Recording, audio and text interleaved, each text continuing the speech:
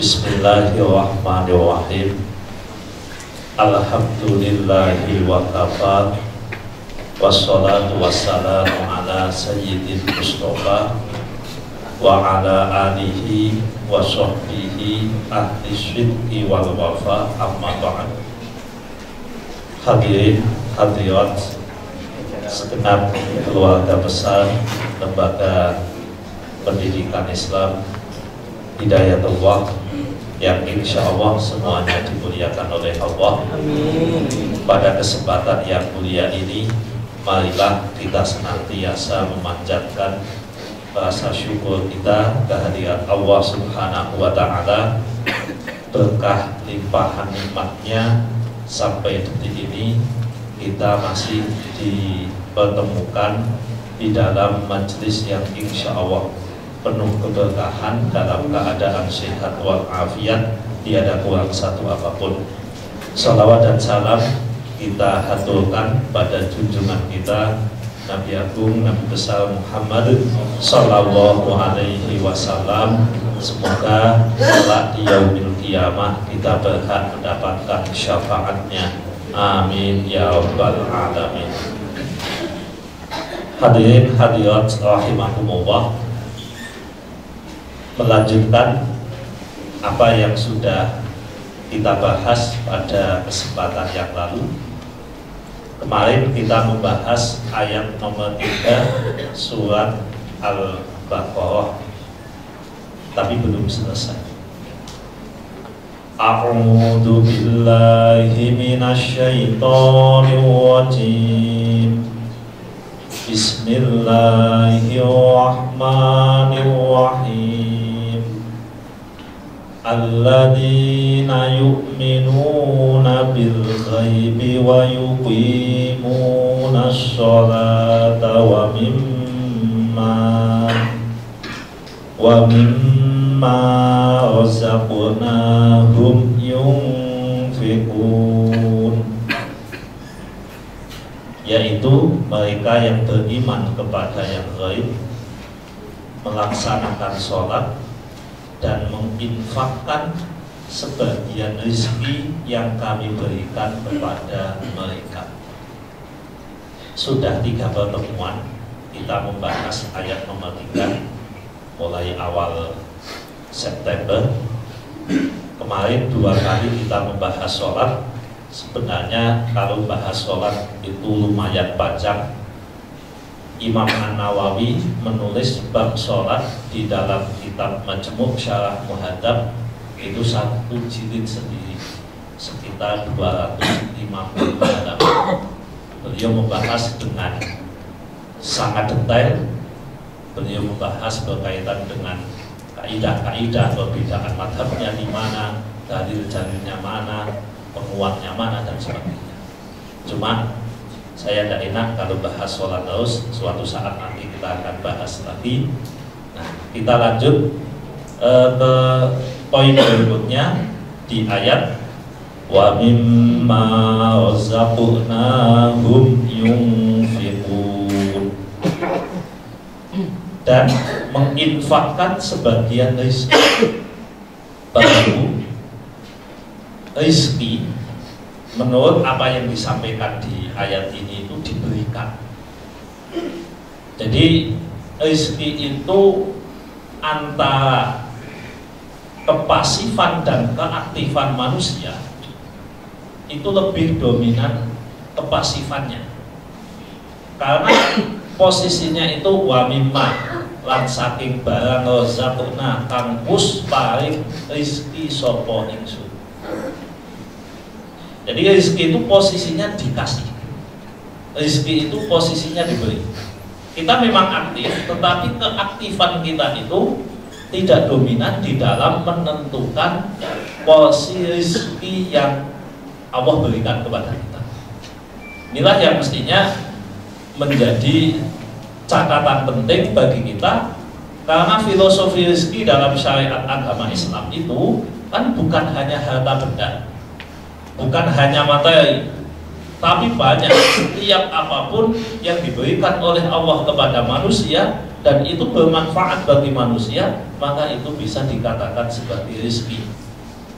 Kalau kita mendapatkan ketenangan, walaupun uang kita sedikit, maka tenang itu adalah rezeki. Kalau kita mendapatkan keluarga yang bahagia, meskipun kita serba kekurangan, kita bisa mengatakan baiti jannati, rumahku laksana surga bagiku, itu rezeki. Begitu pula ketika kita mendapatkan kenikmatan, kesenangan dan seterusnya, itu rezeki. Nah, oleh karena itu, kalau kita kerucutkan dikit rezeki untuk urusan harta benda, karena ayat ini bicara harta benda, rezeki, tetapi yang dimaksud adalah harta benda. Kita kerucutkan maknanya, tidak kita perlebar. Rezeki yang berupa harta benda itu diberikan oleh Allah kepada kita, tapi desainnya itu sudah sejak awal. Diriwayatkan dari Rasulullah bahwa ketika manusia 4 bulan di dalam kandungan 120 hari. Ada 2 riwayat, tapi yang paling masyhur adalah riwayat ini. Manusia 120 hari di dalam kandungan, berarti sesudah dikasih roh oleh Allah. Nah, pada saat umur 120 hari ini, Allah memerintahkan malaikat untuk mencatat 4 hal.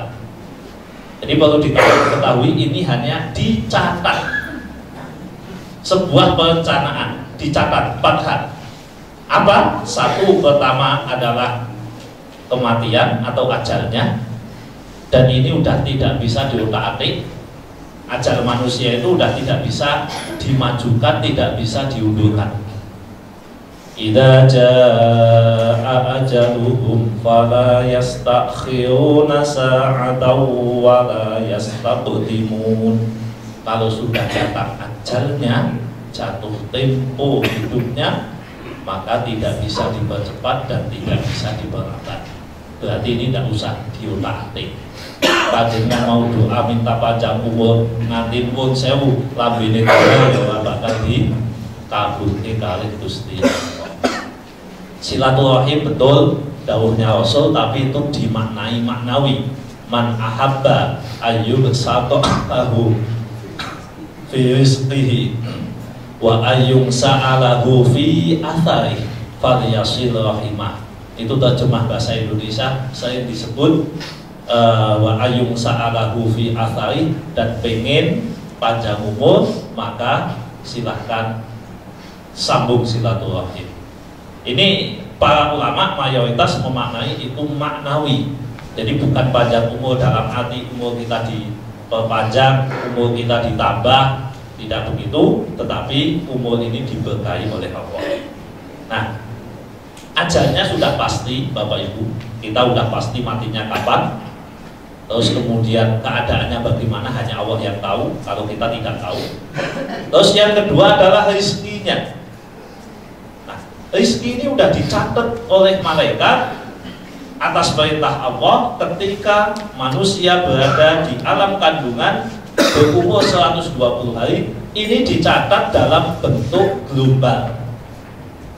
Catatannya global di Lauhil Mahfuz, pusat database. Saya tidak bisa gambarkan. Kalau kita datang ke pusat arsip di mana ini? Ini kan ada pusat arsip daerah gitu. Ini arsip paling kan beberapa orang. Itu gedungnya luar biasa besar. Di sini ada pusat arsipnya. Ada? Ada kan pasti? Ya, sekolahan kan ada. Ini untuk tahulah siswa ada 600, mulai orang tuanya dan sebagainya. Ini aja sudah membutuhkan uang yang banyak. Bayangkan kalau ini arsip seluruh manusia mulai zaman Nabi Adam sampai kiamat, dan arsipnya detail banget. Untuk urusan rezeki itu detail banget. Ini tentu akan sangat panjang.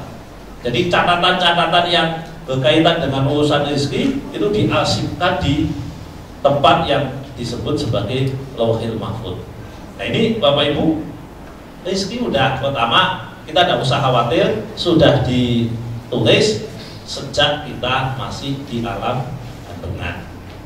Ini filosofi yang baru kita pahami agar kita bisa terbuka pikiran ketika kita memandang rezeki itu bagaimana dalam konteks kita.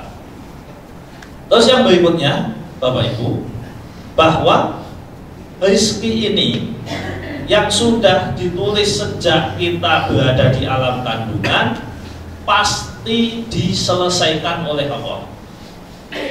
Ada satu hadis Rasulullah menyampaikan, innahu hal kudus nafatha fi ruhi. Malaikat Jibril, Ruhul Kudus itu membisiki di dalam dadaku, kata Nabi. Anna asad la tamutu hatta tastakmila rizquha. Sesungguhnya manusia tidak akan mati sampai rezekinya, dalam arti harta benda yang dijaga itu sempurna. Jadi sempurna. Fattaqullah, oleh karena itu untuk urusan rezeki bertakwalah kepada Allah, takutlah kepada Allah. Jadi kita tidak usah melakukan tindakan-tindakan yang aneh-aneh. Fattaqullah wa ajmilu fit talab, dan perbaguslah, perindahlah dalam mencari. Coba lihat, Nabi hanya mengatakan wa ajmilu. Wa ajmilu itu artinya jamilkan, indahkan, baguskan dalam mencari. Nabi tidak pernah memerintahkan kita menambah jam kerja. Artinya terus kemudian dipeletet-peletet sampai waktunya titik tertinggi umpamanya. Nabi tidak pernah menuntut Anda ingin dapat rezeki banyak maka kerja siang malam, tidak begitu. Tapi fa'ajmilu, indahkan. Jadi indahkan. Nah, indahkan yang dimaksud itu dengan takwa Allah. Ikuti prosedur yang benar, ikuti aturan yang benar, lakukan sesuatu sesuai dengan kaidah-kaidah yang dibenarkan di dalam agama. Jadi kalau kita bicara teori agama kita, bahwa yang membuat kita mendapatkan rezeki lebih itu bukan karena menambah sesuatu yang memang tidak seharusnya. Mungkin panjenengan pernah dengar cerita ini. Kalau pernah ya sebagai tambahan saja mengingat kembali. Suatu saat ada seorang penebang kayu. Nah, tukang tebang kayu ini masih muda, maka dia menebang kayu, taruhlah targetnya sehari 1 ton tebang kayu pakai gaji. Nah, ternyata lama-lama mungkin sekitar setengah tahun, dengan dia bekerja selama 5 jam, semakin lama menurun. Dia berpikir, loh, kok sekarang saya berangkat jam 8, pulang jam 2, kok hasilnya semakin sedikit. Setengah tahun kemudian dia berpikir, kalau begini caranya saya akan nambah waktu. Maka dia sampailah jam 3, sehingga jumlahnya menjadi sama, targetnya 1 ton. Tapi ternyata setengah tahun lagi kasusnya sama, turun lagi. Terus akhirnya dia berpikir, ini saya harus nambah waktu. Terus sampai akhirnya mungkin setengah malam dia hanya untuk bekerja saja demi untuk memenuhi target yang diinginkan. Nah, di saat berikutnya ada seorang pemuda, dia punya pekerjaan yang sama dengan dia. Dia gaji, targetnya sama, jam 2 dia selesai.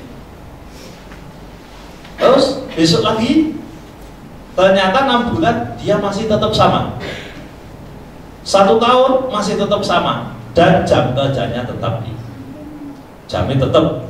Jadi kalau 5 jam ya 5 jam, 7 jam ya 7 jam, intinya tetap. Kemudian yang pertama bertanya, loh Mas, kok sampean bisa konsisten begitu, apa rahasia? Dia cerita, rahasia saya adalah setiap hari saya istirahat barang setengah jam. Loh, ini tidak masuk. Wong saya itu udah istirahat, dapatnya dikit kok, malah istirahat itu gimana?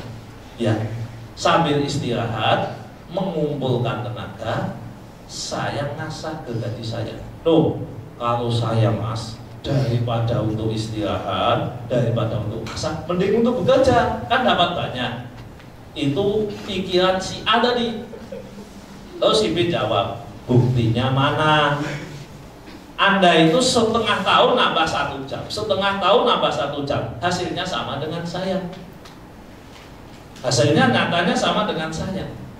Artinya apa? Memang kita punya strategi, kita perlu adanya strategi. Kalau urusan duniawi tadi, ngasah, istirahat adalah bagian dalam rangka mengoptimalkan potensi seseorang mendapatkan yang diinginkan, maka dalam syariat agama, rezeki pengen dioptimalkan itu bukan dengan cara-cara yang tadi kita gambarkan, tetapi hanya dengan 2 cara, yaitu bersyukur dan bersedekah.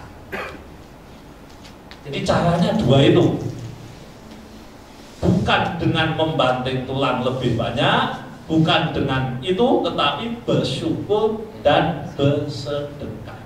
Itulah yang mestinya dilakukan. Itu makna fa'ajmilu fit tolab. Oleh karena itu perbaikilah di dalam mencari. Nah, manusia itu pasti mendapatkan ujian. Jadi wala yahmilannakum istibta'u rizqi antatlubuhu bima'asillah. Jangan sampai, pesannya Nabi begitu, keterlambatan rezeki yang datang kepada kalian, kata Nabi, di keterlambatan, baik karena faktor apa kita tidak tahu, yang jelas terlambat. Kita punya kepinginan, ternyata tidak sesuai dengan yang terjadi, terlambat rezeki kita, tidak sesuai. Jangan sampai keterlambatan itu membuat engkau mencarinya dengan maksiat kepada Allah. Termasuk pun sewu jabatan, jabatan rezeki itu biasanya yang ketika orang terlambat dia akan berusaha mati-matian. Orang kan bisa mencari jabatan dengan cara sogok menyogok. Ini kita sering dengar Bapak Ibu. Kebetulan ada beberapa yang cerita bahwa untuk mencapai level tertentu di sebuah instansi, khususnya di instansi pemerintah, memang sering adanya istilah sogok menyogok. Padahal kalau rezekinya menurut saya, kalau kita yakin terhadap apa yang disampaikan Nabi tadi, kalau memang jabatan dia adalah kasih, maka sebelum mati dia sudah jadi kasih. Terlepas dia itu mau nyogok atau tidak mau nyogok, udah pasti jadi itu. Nah, caranya bagaimana? Terserah. Apakah ada contohnya umpamanya polisi itu kan terkenal nggone wartawan umpamanya. Apakah bisa naik tanpa melalui proses aneh-aneh? Bisa, sangat bisa, sangat bisa. Karena nyatanya ada. Dan dia yakin betul bahwa kalau memang saya bisa. Jadi bahkan ada seorang jenderal polisi bintang 1, luar biasa. Dia cerita sama saya sambil nangis, menyesali dosanya. Sebenarnya saya melihat dia orang baik. Jadi menjelang pensiun sampai dia diundang oleh Kapolri waktu itu. Dia jenderal bintang 1.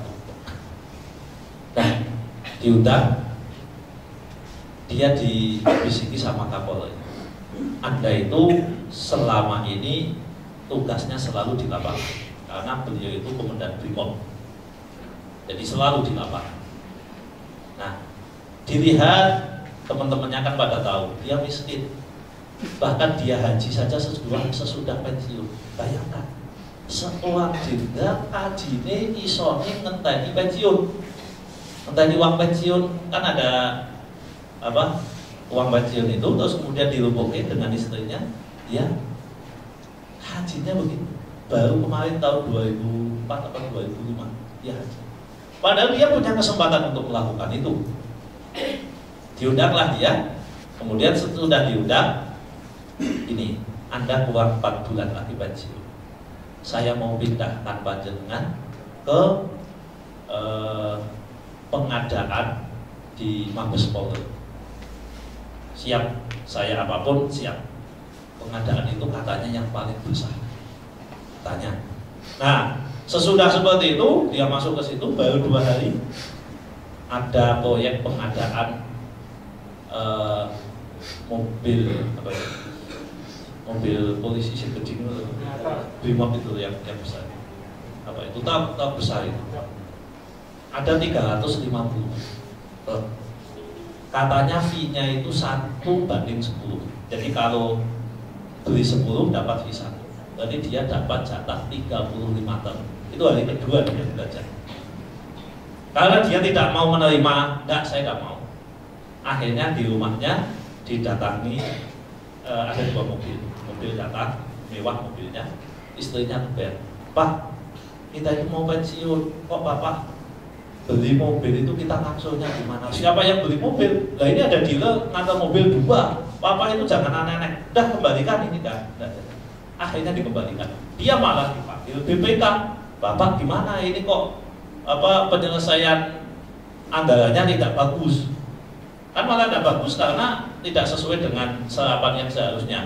Akhirnya dia kepeksa, saya harus ambil ini. Ya, dia dibahkan ke nelayan di daerah tertentu sebanyak kurang lebih 3 miliar. Besok lagi begitu pengadaan sampai 4 bulan. Sehingga waktu pemisahan Kapolrinya mengatakan, sudah punya tabungan belum? Dia menjawab, alhamdulillah saya sudah punya tabungan akhirat. Terus kemudian dia pensiun, dia ngomong sama istrinya, istriku, kemarin saya dapat fasilitas jabatan, sekarang saya hanya punya gaji saja. Gaji saya paling 4 juta untuk kelas jenderal. Oleh karena itu, kalau kamu memang tidak betah dengan saya, artinya ora betah, mosok kok fasilitasi sedikit, tidak apa-apa. Nanti saya akan bawa tenda Brimob, saya mau ngungsi rumah POKB. Istrinya nangis bilang itu. Artinya apa Bapak Ibu? Bahwa jabatan setinggi itu pun bisa didapat tidak dengan melakukan tindakan yang aneh-aneh. Hanya yang berpikir kerdil yang mengatakan bahwa tidak mungkin orang bisa mendapatkan itu tanpa melalui proses lika-liku. Karena Anda seperti yang Anda pikirkan. Berarti memang panjenengan ngoten memang nyata nih begitu. Makanya kalau orang yang yakin bahwa apapun yang sudah dituliskan oleh Allah pasti akan terjadi, tidak perlulah bagi kita untuk melakukan tindakan-tindakan yang tidak benar. Suap menyuap, sogok menyogok itu sudah membudaya. Orang menganggap itu biasa. Saya pernah ketemu orang, loh Pak, bagaimana? Bapak kok mau masuk ke pegawai negeri kok nyogok? Ya idem-idem tuku gawean. Idem-idem tuku gawean aja dengan tuku kau sopo. Lah kau pejabat memang pejabat yang punya, pejabat tidak yang punya. Dia menyalahgunakan kewenangan. Jadi jenengan jual belinya batal sebab membeli sesuatu yang tidak dia miliki. Dan itu awasi wal mutasi final, la'anallahu awasi wal mutasi. Wah ini berat. Tapi nek tidak begitu saya tidak dapat pekerjaan. Nah ini hadis ini menjadi penting bagi kita. Fa'ajmilu fit tolak. Perbaikilah dalam mencari. Karena apapun pasti Allah akan memberikan kepada kita. Ini doktrin mestinya yang kita sampaikan kepada diri kita dan anak cucu kita, Bapak Ibu.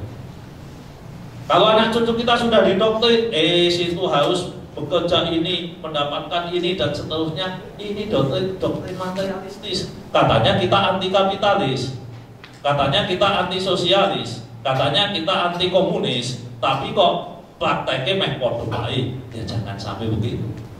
Bukankah dunia kapitalis melihat bahwa semuanya diukur dari harta sing penangan? Kan kita tidak begitu. Kaila yakuna dulatan bainal aghniya minkum, itu konsep ekonomi yang dibangun di dalam syariat agama Islam. Indonesia itu kan meskipun faktanya muslimnya banyak, tetapi penguasaan harta itu kan hanya dikuasai oleh 1000 orang paling.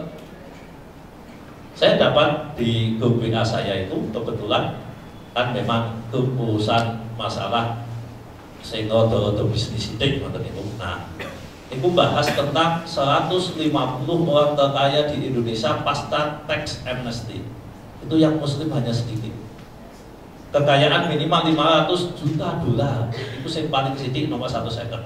Yang nomor 11 miliar dolar. Berarti paling sedikit kan 6 triliun, paling akeh sekitar 150 triliun. Niku nek digabungke duit pulau panjenengan wong 200 juta sing ning Indonesia gabungke gek padha karo wong kuwi. Wong 1 second niku. Jadi ini kan belum likai layakuna dula tambainal alunia imikum, agar harta ini jangan hanya berputar di orang-orang kaya saja. Tapi faktanya begitu. Nah, kemudian ini membuat kita antipati. Wah, nek mono berarti aku caranya untuk melakukan tindakan yang begini. Nah, ini yang mestinya menjadi prinsip bagi kita. Kita memang ajmilu fit thalab. Yang menjadi penting bagi kita adalah bagaimana kita mengupayakan mencari dengan cara yang benar. Jadi bukan berarti kita iri terhadap mereka, terus kemudian kita melakukan tindakan yang tidak benar. Mboten pas. Karena rezeki itu bagi kita tentu harus diyakini bahwa itu bagian dari ujian yang diberikan oleh Allah kepada kita. Jadi jangan sampai karena kekurangan kadal faqau ayyakuna kufra, meh wae wong fakir kuwi dadi kafir. Dan Bapak Ibu, apapun yang sudah menjadi hak kita, kalau itu halal itulah hak kita. Kalau itu haram sesungguhnya itu mengurangi hak halal kita. Jadi mestinya memang diupayakan untuk mencari rezeki dengan cara yang benar. Boten usah korupsi, ora usah ngabusi, ora usah manipulasi, tidak usah melakukan tindakan-tindakan yang tidak benar berkaitan dengan upaya mencari rezeki. Karena upaya itu sesungguhnya hanya memberikan sedikit porsi terhadap rezeki kita. Yang paling banyak adalah Allah yang memberikan rezeki kepada kita. Ini poin pertama, filosofi kita bagaimana kita memahami tentang rezeki. Yang berikutnya Bapak Ibu, saya pernah menceritakan tentang konsep keberhasilan dalam prinsip muslim dan non muslim. Saya gambarkan tentang apa yang terjadi pada Qarun, yaitu orang yang sukses secara finansial tapi mewakili yang tidak mengenal agama. Terus yang kedua adalah Nabi Sulaiman. Ini sukses baik finansial, kekuasaan maupun yang lain, beliau sukses segalanya. Ilmu juga begitu, karena Nabi Sulaiman itu ilmunya hampir tidak terbatas. Beliau semua tahu. Karena apa? Ya informasi apapun dia bisa. Intele niku jin barang ono. Lan burung hudhud kan sempat mau disembelih. Waktu dikumpulkan, ini mana hudhud? Tidak ada. Ternyata hudhud pergi ke negeri Sabah, kemudian dia melaporkan. Sesudah melaporkan, lalu ngirim, coba dicek di sana ada apa. Terus dilihatlah bahwa di situ ada seorang ratu, namanya Ratu Balqis. Dia menyembah matahari, dia begini. Nah, ini penggalian informasi, ini luar biasa. Makanya Nabi Sulaiman itu hampir tidak bisa dikalahkan. Atau kalau kita bicara secara zahir, Nabi Sulaiman tidak pernah bisa dikalahkan. Kenapa? Karena kekuasaannya luar biasa. Nah, berkaitan dengan urusan rezeki, pemberian yang diberikan oleh Allah, suatu saat Qarun ditanya, wahai Qarun, apa yang menyebabkan Anda sukses? Tips apa yang membuat Anda sukses? Dan kenapa Anda sukses? Dengan bangga Qarun mengatakan, qala innama utituhu ala ilmin indi. Ini yang sering terjadi di era modern ini. Dia mengatakan, sesungguhnya saya mendapatkan semua ini, harta yang banyak ini, karena ilmu yang ada pada saya. Mungkin kalau kita terjemahkan dalam konteks saat ini, karena keuletan saya ulet, akhirnya saya sukses. Yang kedua, saya pandai melihat peluang. Karena saya pintar melihat peluang, maka saya sukses. Yang ketiga mungkin, ya karena saya punya kompetensi yang hebat, sehingga dengan kompetensi saya inilah saya bisa seperti ini. Ini jawaban-jawaban yang disampaikan oleh orang yang tidak memahami konsep rezeki menurut agama. Jadi jawabannya begitu. Bagaimana Anda sukses? Ya karena ini, karena ini, karena ini. Jadi urusannya dohir semua, urusannya dunia semua. Coba bandingkan dengan Nabi Sulaiman. Ketika Nabi Sulaiman sukses, beliau mengatakan, hada min fadli rabbi liyabluwani a'ashku am akfur. Ini adalah anugerah dari Allah untuk menguji saya, apakah saya termasuk orang yang syukur ataukah saya termasuk orang yang kufur. Ini juga perlu kita bangun. Sebab kalau kita sukses, nanti diwawancarai, jawabannya apa? Bagaimana Anda bisa sukses ini jadi menteri? Nah, ini kerja saya dari kecil sampai sekarang membuahkan hasil seperti ini. Menurut saya, cara pandang yang seperti itu mengikuti cara pandangnya Qarun. Nah, tidak tepat mestinya. Ini ketika kita mendapatkan apapun, jangan sampai kita hanya melihat dari sisi duniawi semata. Nah, yang terakhir Bapak Ibu, berkaitan dengan konsep rezeki yang mestinya kita mendoktrinkan itu pada diri kita sesuai dengan ayat ini, wa mimma razaqnahum yunfiqun. Sesudah kita mendapatkan rezeki, kita berarti akumulasi, maka ada fase berikutnya adalah fase distribusi. Jadi fase mencari, sesudah mencari mendapat, kita akumulasi, sesudah kita akumulasi kita distribusi. Nah, distribusi yang dikehendaki oleh Allah di ayat 3 ini adalah berinfak. Wa mimma razaqnahum yunfiqun. Jadi apa yang diberikan oleh Allah berupa rezeki itu, mereka mau berinfak, mereka mau berbagi, mereka mau memberikan kepada orang lain. Jadi sing jenenge nun fa niku mesti ana metune kon ngetokke. Nafasa. Nah, ini nyebul kuwi nafasa. Nafakho niku ya nyebul, tapi nyebule nek mau nyebul sini. Nek nah niku jenenge nafakho. Mulane sub napa? Sakakala itu kan wa nufikha fis-sur. Niku nafakho. Dadi ana sing metu. Nafasa nganggo sin. Kan nafasa. Nafas. Nah, kalau panjenengan ambegan niku kan nafasa. Nafako niku munafik. Niku metu saka Islam. Nunfak meneh niku.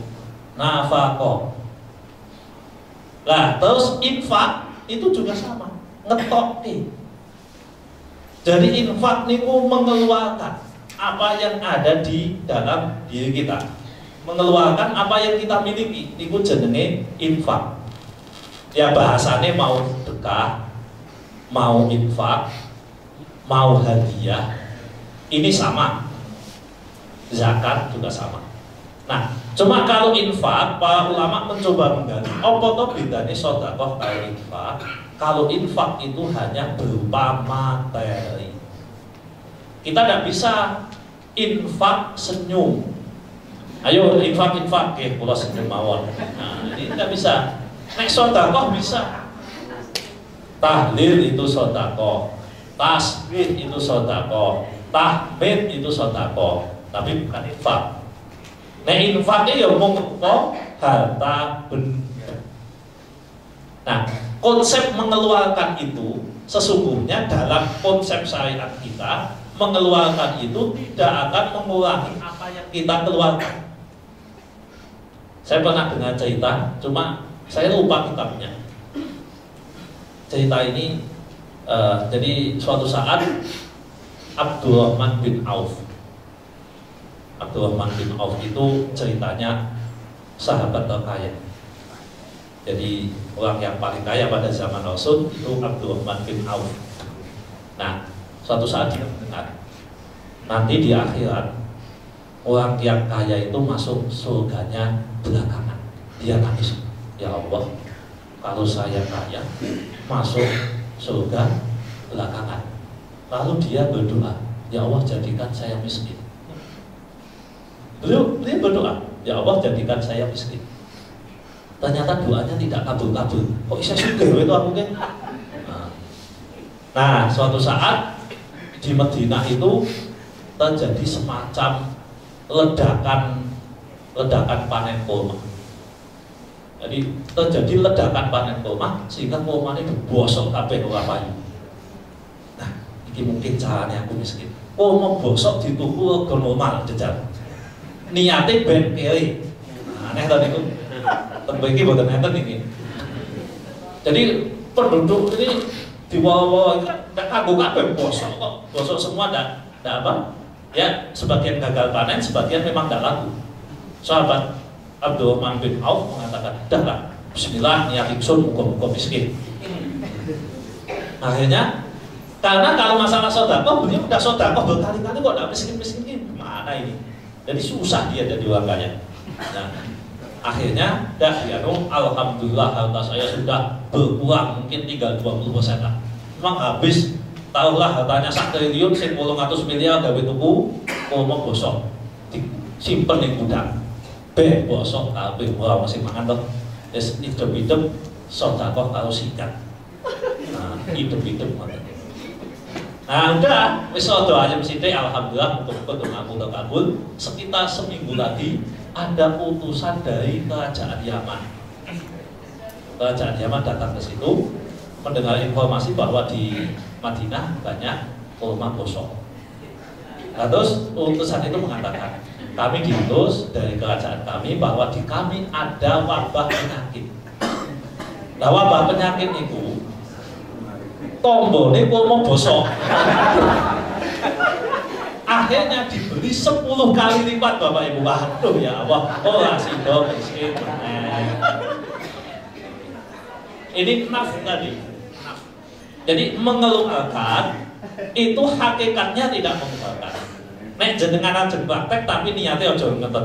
Boleh kaya niku, mboten sido. Wong niku ikhlas tenan masalahe kok. Nek mboten pati ikhlas ya kaya ceritane santai sowan ning ngene kiai. Tahu nggak sih? Jadi santai desa. Nah, suatu saat santai ini ning desa, wah aku kok kangen karo Mbah Yai. Terus karena kangen karo Mbah Yai, akhirnya dia ning ngene Mbah Yai, aku nggawa telo. Dah bawa telo, kan duwene telo. Dipanggul ning ngene Mbah Yai, bahwa alhamdulillah kula sowan Mbah Yai silaturahim jaga pandonga, kula dipun ampun. Pas bali, mas, sik, ngomong ning duwe kok ketoke ana wedhus, digawe wedhus. Kembali, alhamdulillah, aku gawa telo, alhamdulillah itu wedhus. Ketemu kancane ning dalan. Lho, Kang, sangketi, saka sowan kiai. Lah kok nuntut wedhus? Terus diceritani. Aku ke mau gawa telo kaya wedhus karo Pak Yai. Dene mikir, aku ning omah di wedhus. Nah, wedhuse bismillah niat ingsun sowan Mbah Yai, tapi kan niatnya wau pun ben entuk luwih gede. Mau ning ngene Mbah Yai. Pun alhamdulillah salim. Pun njaluk donga Mbah Yai sampun sedaya pun sudah semua. Terus mau pulang Mbah Yai, saya mau pulang. Ya silahkan pulang. Mboten kok kula ajeng wangsul. Ya monggo nek ajeng wangsul mboten napa-napa.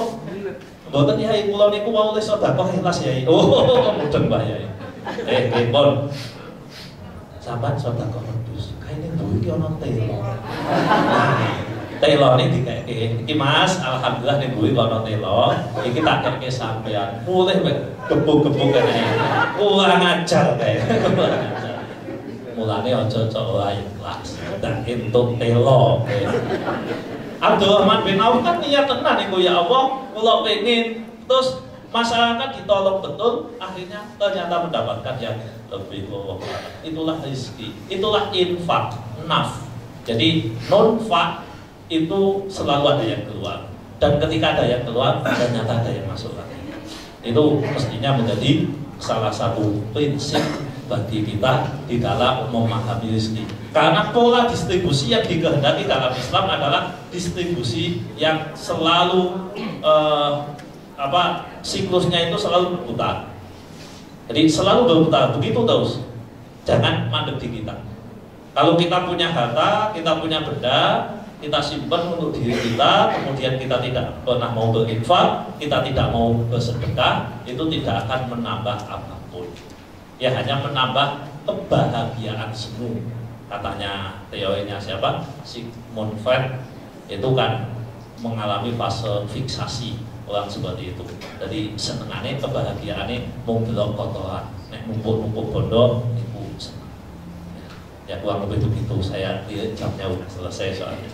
Oke, Bapak Ibu hadirin hadirat rahimakumullah, dari apa yang saya sampaikan tadi mengambil dari surat Al-Baqarah ayat nomor 3. Kesimpulan saya yang pertama, rezeki itu dibeli.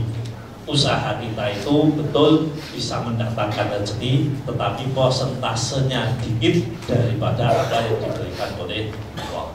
Terus yang kedua, monggo apapun mencari rezeki itu harus dengan cara yang baik, cara yang halal, takwa Allah yang kita kedepankan, karena dengan itu rezeki yang diberikan oleh Allah kepada kita menjadi rezeki yang berkah. Dan yang terakhir, monggo kalau kita punya harta benda, ya seberapapun sedikit banyak itu bukan ukurannya, tetapi mestinya memang kita harus mengupayakan diri, memaksakan diri kita untuk mengeluarkan sebagian yang kita sebut sebagai infak. Saya kira itu Bapak Ibu yang bisa saya sampaikan, semoga bermanfaat. Kurang lebihnya mohon maaf. Monggo kita akhiri dengan doa. Bismillahirrahmanirrahim. Allahumma shalli wa sallim wa barik ala sayyidina Muhammad wa ala ali sayyidina Muhammad. Alhamdulillahi rabbil alamin. Allahumma ighfir lana dzunubana wa liwalidayna warhamhuma kama rabbayana shighara. Allahumma inna nas'aluka imanan kamila wa yaqinan shadiqa wa ilman nafi'a wa amalan shadiqan maqbula. Rabbana hab lana min azwajina wa dhurriyyatina qurrata a'yun waj'alna lil muttaqina imama. Rabbana ij'alna muqimas shalah wa min dhurriyyatina Rabbana wa taqabbal du'a. Allahumma ij'alna wa auladana wa ahla baydina wa talamidana min ahlil ilmi wa ahlil khair wa ahlil Qur'an wa ahlil ibadah wa la taj'alna wa iyyahum min ahlil dhair wa min ahlil syarr wa min ahlil niran wa min ahlil tughyan wa min ahlil maksiyah. Rabbana atina fid dunya hasanah wa fil akhirati hasanah wa qina adzabannar. Wa sallallahu ala sayyidina Muhammad walhamdulillahi rabbil alamin. Matur suwun, ya lakum wa ta'ala. Assalamualaikum warahmatullahi wabarakatuh.